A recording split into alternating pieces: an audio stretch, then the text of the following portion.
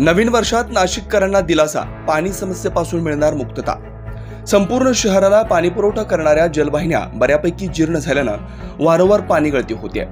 यामुळे पाण्याची नासाडी होण्याबरोबरच नागरिकांना कमी दाबानं पाणी पुरवठा होत असल्याचं पाहायला मिळतंय। यावर उपाय म्हणून महानगरपालिकेने अमृत 2 अंतर्गत शहरातील जीर्ण झालेल्या जलवाहिन्या 9 वर्षात बदलण्याचा निर्णय घेतलाय। यासाठी अमृत अंतर्गत 342 कोटींचा निधी मंजूर झालाय। मागील काही वर्षापासून पाणी गळती होत असल्यानं शहरातील 20 ते 30 वर्षापूर्वीच्या जलवाहिन्या बदलून नव्याने जलवाहिन्यांचं काम करण्यासाठी नाशिक महानगरपालिकेने अमृत 2 योजनेअंतर्गत 350 कोटींचा प्रस्ताव केंद्राकडे पाठवलेला असता त्यास गेल्याच वर्षी मंजुरी मिळाली। शहरातील लोकसंख्या झपाट्याने वाढत असल्यानं यामुळे पाणी पुरवठा विभागावर ताण पडतोय। तसेच अनेक भागात कमी दाबानं पाणी पुरवठा होत असल्याच्या तक्रारी मनपाकडे प्राप्त होत आहेत। अनेक भागात जीर्ण पाईपलाईनमुळे पाणी लिकेजमुळे पाणी पुरवठ्यावर परिणाम होतोय।